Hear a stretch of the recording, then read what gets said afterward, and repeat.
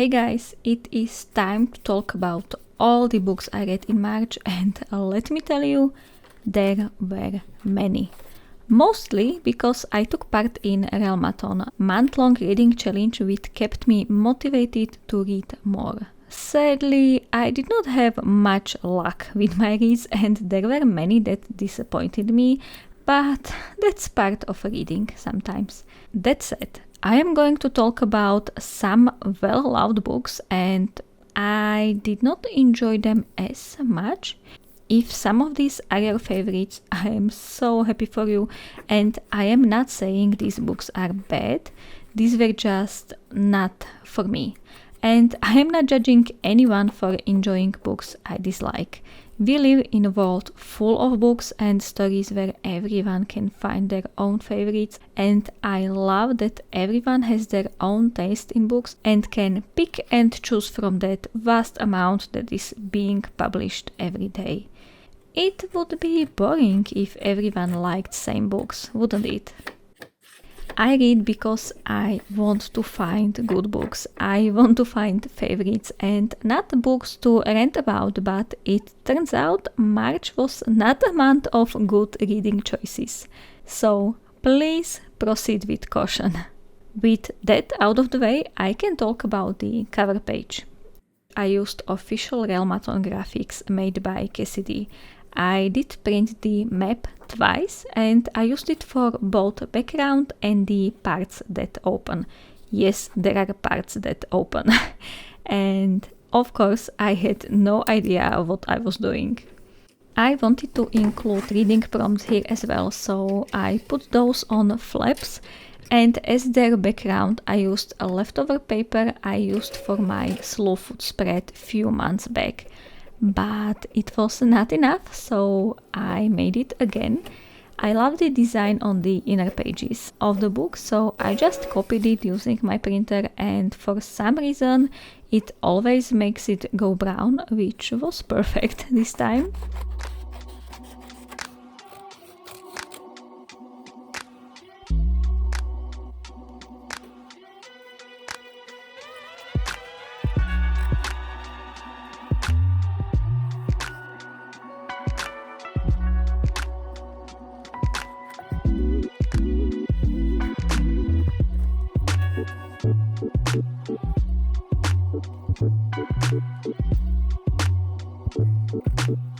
For the calendar and points tracking table, I used couple of the unused pages from the back of my previous reading journal.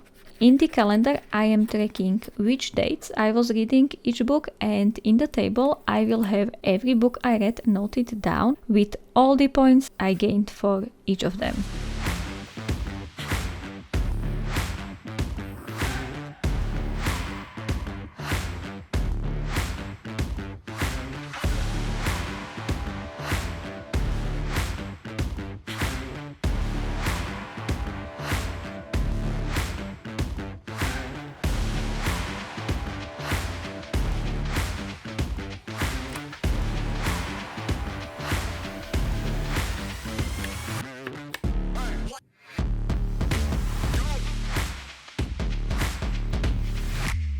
I glued down the positive and negative prompt lists on the flaps, and I decided to number each positive prompt to make it easier for me to track in the table which points I actually got. I have no idea if that makes sense to you guys, and I'm so sorry. I did not put numbers next to negative prompts because I have not used any of them, so why waste stickers, right? Back to the front page. Here I also used some more of the official graphics and glued them across the middle. I folded in half and glued only the left side so I would still be able to open the page. Here I am assigning colors to each book and marking dates of reading in the calendar, and I am writing the titles in the calendar as well because I am reusing colors for several books. I need to get nice and muted colored markers, but no luck so far. Oh, and I had one last idea. What about adding a string to tie the flaps together? Yeah. So yes, I did that and I am incredibly happy with how it looks.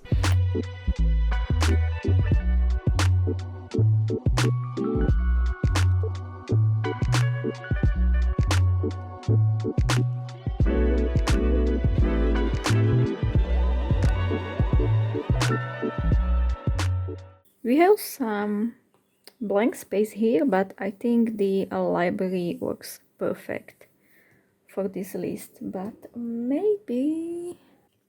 I also added some last minute details with butterfly stickers and the cover page is done.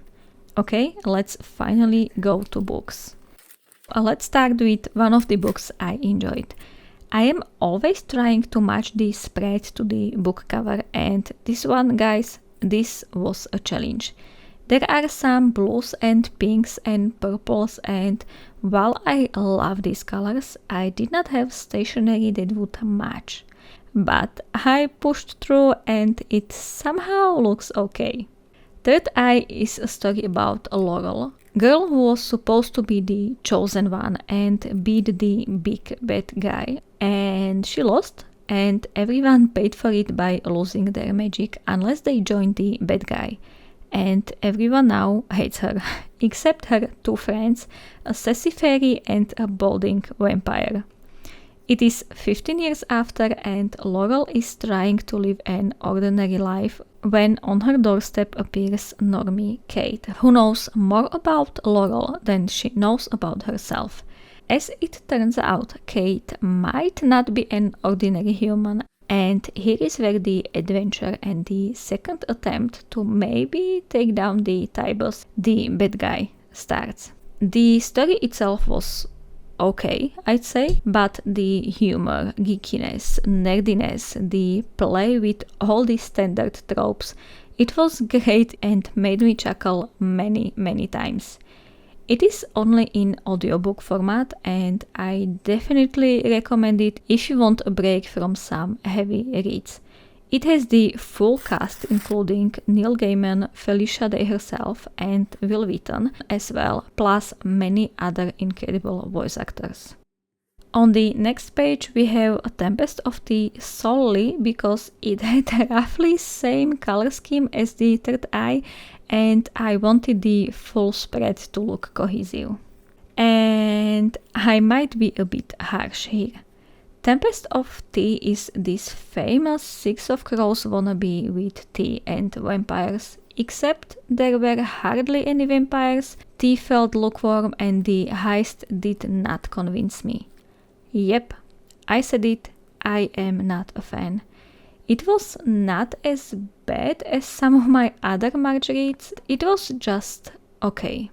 I'd love to know more about the world and characters without having to look for tiny pieces of information. I appreciate author not overwhelming us with walls of word building text, but this was a bit too little. Same with characters, they were just bland. I love the idea of the story and it was not uninteresting. I enjoyed some parts of it, but it was also disjointed. There were two romantic pairings and nope, it felt like they were there because there needed to be romance in the book. They brought nothing to the story for me and there was so much blushing and quickened heartbeats. So much. I appreciate the attempt at anti-colonial theme, but this book is simply not what was promised. I think the advertising did not do a good job and I would appreciate if publishing companies stopped advertising new books by comparing them to already existing ones. Yes, this book may be similar to Six of Crows, but it lacks so much compared that it just brought disappointment to me. I am sure this book was enjoyed by many, but sadly it is not for me. Next, I am trying a different style since I have two book covers I want to have next to each other. And I had to go through all my washi tapes trying to match the tape to the book covers, and while I did not find what I was looking for, this weird combination of flowers on the black and the striped green washi somehow works for me here. And yes, I did listen to Court of Thorns and Roses and A Court of Mist and Fury because I was told the second book is better than the first one, and it might be, but I still have nothing good to say about these books, so I'd rather say nothing, but hey, here are pretty spreads. Again, I am not judging anyone enjoying this. I wanted to know what the hype is about. Now I know it is not for me and I can move on. On the next page, I used the washi tape from the same collection as the black flowery one on the left side, and I added this red stripe in an attempt to match the cover of the Library of the Unwritten. And I think this spread looks good. Simple yet nice. In the Library of the Unwritten, books that aren't finished by their authors reside in the, you guessed it, Library of the Unwritten. It is located in hell, and it is up to the librarian to track down any restless characters who emerge from these unfinished stories. And yes, they do emerge and are trying to escape the library.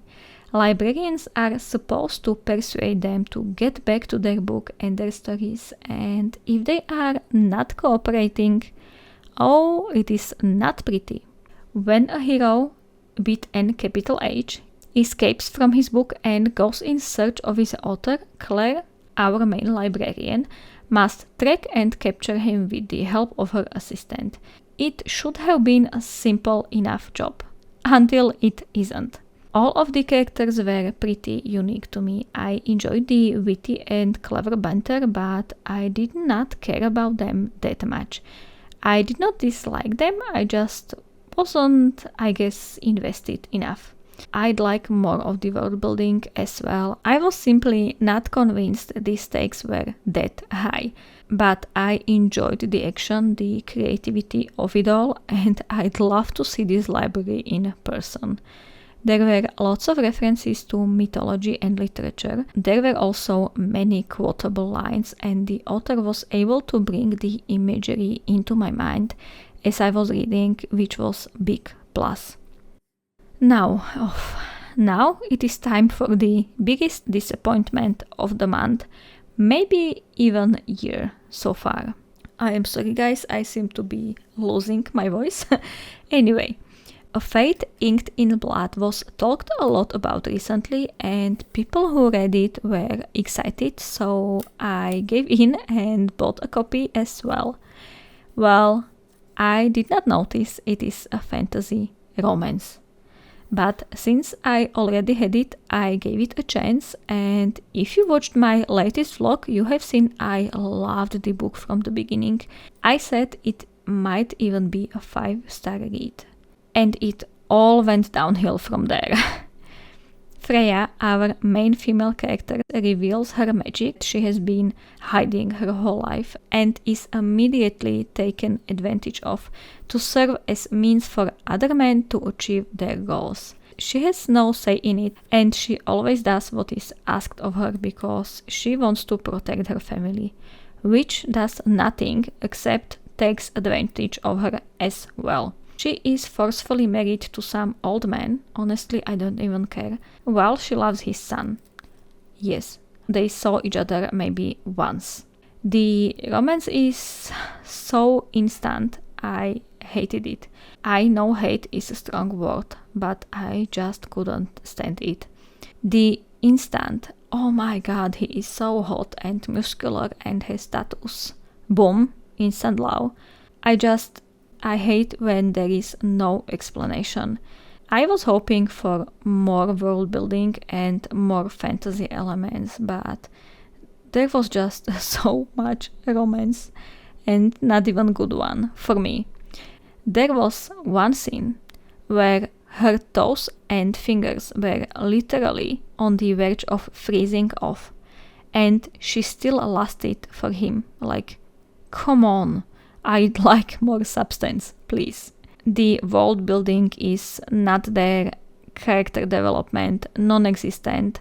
Main character got more and more stupid and frustrating with every page, and Well, I am going to stop being mean to this book. I will just say it was definitely not a book for me and I won't continue with the series.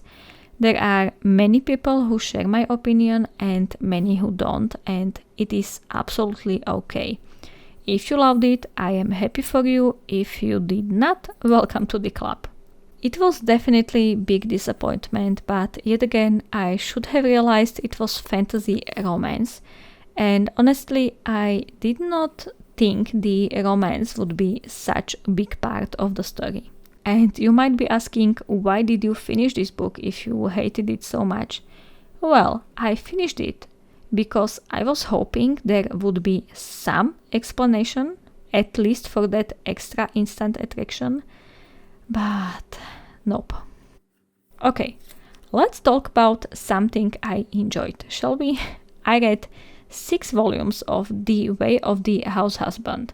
This manga is sectioned into lots of very short stories and it is about a former Yakuza boss turned house husband. He cooks, he cleans, shops, he loves coupons and sales, but everything he does somehow has this air of stereotypical Yakuza. He always looks intimidating, so he starts wearing this cute apron and, well, it does not help much. I enjoyed this manga so much and I definitely recommend it to everyone. For this spread I continued with the blue washi and flowers and I had these adorable chicken stickers, so I added those in as well because they totally fit the vibe of this manga. I am trying so many different spread layouts this month, guys. This time I did this big strip of washi through the middle of the page and it will serve as a pretty separator of the 2 books. The first book on the spread is The Phantom of the Opera. I listened to an amazing full cast dramatization and I enjoyed it so much. And I believe I liked it mostly because I have listened to this particular version, and even better, the whole thing was less than 3 hours long. I don't think I would make it through 360 pages of this. It was supposed to be a scary story about a ghost living under the opera house. I did not get it. Then maybe it was supposed to be a love story. I did not get that either. I found the characters unlikable and annoying, but at least this was one of the classics that did not make me frustrated. Maybe because of the perfect choice of the audio version. I'd better stick with musical for this one. Next is White Nights. It is a Russian classic and oh well, let me just say I was so glad it was under 100 pages long. It felt like 1,000, honestly. It is a story about a lonely man who meets a girl on a bridge and instantly falls in love with her, but she is waiting for her love to come back. And honestly, it was shallow and lacking and I disliked the writing so much. I was so frustrated and at one point I tapped one of the parts where the character was trying to say I think. Nothing more, just I think. And it took author 5 lines. 5 freakingly boring lines to say I think. And that was the feel of the whole book for me. Maybe I was reading it at the wrong time in my life. Maybe I would never like it. I don't know. But that's that. Okay, you might wonder, why do I keep reading classics when I hate them? And well, I do not intend to dislike them. I am trying to find something I'd like, but so far there were few and far between. Next spread is the last one and here I put other 2 manga I read. First is Solo Leveling. I read 2 volumes of it and it was fine. I did not read more because it was already too much manga for me in 1 month and I read this one last. Then there is Brutal, Confession of a Homicide Investigator, and I gave this manga a chance of 3 volumes and it felt all the same from volume to volume, so it is a DNF for me. I also made reading statistics spread, but I did not film it, and I so desperately need to find muted colored markers because it just looks ridiculous like that. So guys, here is a quick flip through of all the spreads. Looking at all of these books, it seems like I did not have the best reading month. Most of these were average or straight up frustrating reads, which is not a good sign. Hoping next few months will be better for me, and I hope you had way better reading month. See you next time. Bye.